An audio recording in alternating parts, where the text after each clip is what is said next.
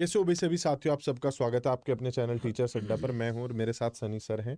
Supreme court का जो आदेश है, जिसने कल से भाई सबकी नींदें हराम कर रखी थी, हमारी भी, उस पे फैसला आ गया और बड़ा सदा और नपातुला फैसला है। और तीन बातें मैं इसमें कवर करूंगा सर। पहला तो कि क्या फैसला है, और स्टेट टेट और सी टेट की अब क्या व्यवस्था रहेगी, और एक बहुत बड़ी बात आखिरी पेज पे सुप्रीम कोर्ट ने बोली है, वो वाली फिर मैं कवर करूंगा।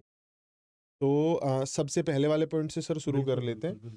तो इस वाले पे बाद में आएंगे, स्टेट और टेट का क्या होगा, अभी क्या फैसला दिया है सुप्रीम कोर्ट ने, अब उस पे आ जाते हैं। सबसे पहले जो पूरी मतलब इस फैसले की जो बिल्कुल सबसे निचोड़ है ना, अंतिम लाइनें, तो भाई अंतिम लाइनें ये है कि जो स्टेट का टेट और सी टेट का मैटर हुआ था, उसमें स्टेट जो आसपास के नेबरिंग टेट वाले थे वो, और सी टेट वालों को बाहर किया जाता। जो सिर्फ झारखंड टेट जिनके पास है वही लोग इस फॉर्म में एलिजिबल माने जाएंगे। झारखंड की वैकेंसी की मैं बात कर रहा हूँ वहाँ की, कि सिर्फ जिन्होंने झारखंड टेट किया हुआ है वही लोग 2022 के रिक्रूटमेंट रूल के तहत वही लोग इसमें एलिजिबल होंगे।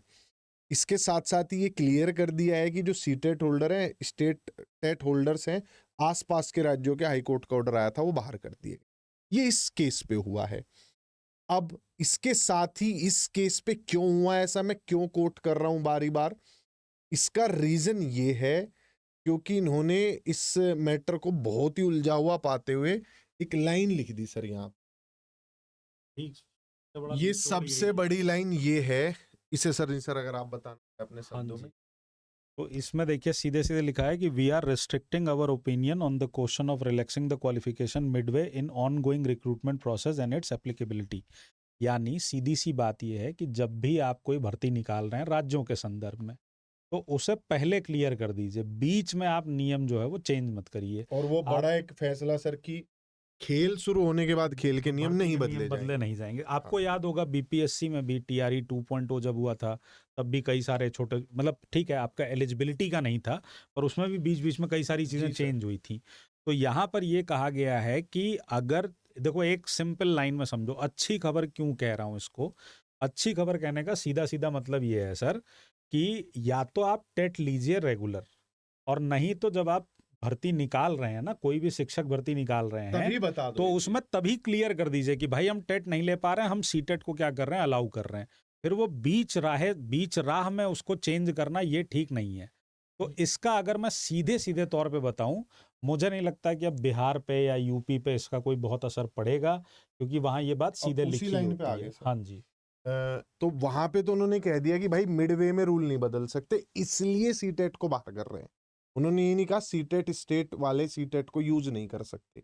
ये देखो लिखा हुआ है कि जिनके पास टेट की एलिजिबिलिटी है तो स्टेट ये कर सकता है, वो डिसाइड कर सकता है कि अगर वो टेट नहीं करवा पा रहे हैं तो वो सीटेट वाली मान्यता को ले ले। Would consider the TET conducted by central government, कि अगर स्टेट नहीं करवा पा रहा है तो सेंट्रल को ले लो, पर एक बार नोटिफिकेशन निकाल के फिर बीच में नहीं ले सकते, इसके लिए मना कर दिया।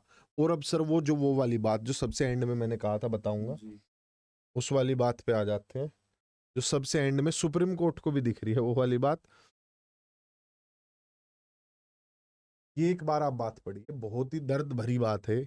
इन the case in hand from the selection stage only the candidates for the post of assistant teachers have been made to indulge in litigation which should be avoided, and for that matter for all kind of services this will enable the employees to concentrate more on their job than the litigation।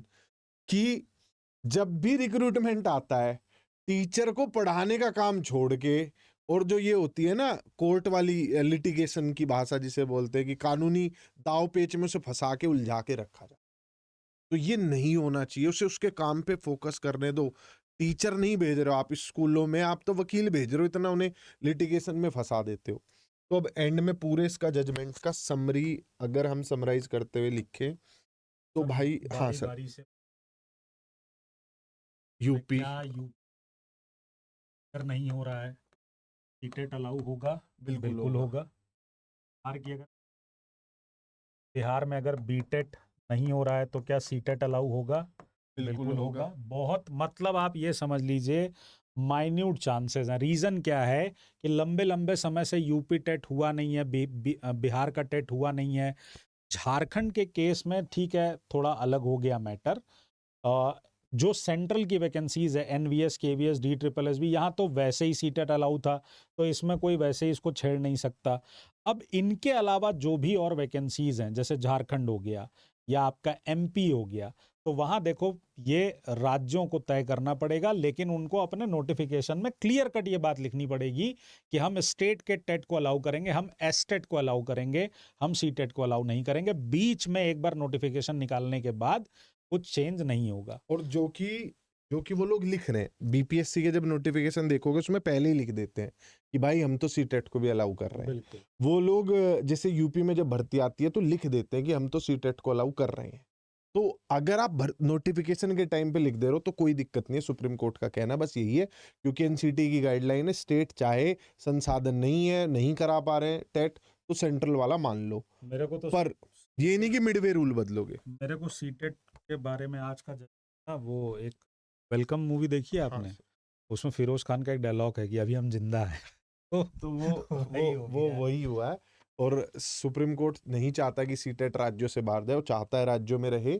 Plus बस राज्यों को ये guideline दे रहा है कि notification के time ही कर दो, बाद में मत कहना ये चीज हुई। बिंदास तैयारी करिए, कोई लोड लेने की हाँ, जरूरत नहीं है, कोई घबराने की जरूरत नहीं है। हाँ, एक चीज, हालांकि ये दूसरी चीज से जुड़ी हुई है, पर मैं उसको यहीं पे बता देता हूँ। OBC SC ST reservation CTET में जो लोग 82 नंबर वाली बात को लेके परेशान हैं, उस पर पहले भी चर्चा की है। कोशिश ये करिए भाई कि आपका 90 से ऊपर ही रहे नंबर, ये नाटक में जाना ही क्यों। नहीं सर, ये मैंने कहा तो बच्चे भड़क गए। मैंने कहा भाई कि आप जब भी तैयारी करो कैटेगरी के नंबर पूछो ही मत नहीं कभी तो भी। फिर ये ऐसे तो ही उनके फंसेंगे। लिए जो आगे तैयारी कर रहे हैं, बिल्कुल मत सोचो तुम्हारी कोई कैटेगरी है। अपने सीटेट का 100 रिजल्ट 110 के लिए पढ़ो और 90 लेकर ही चैन लो।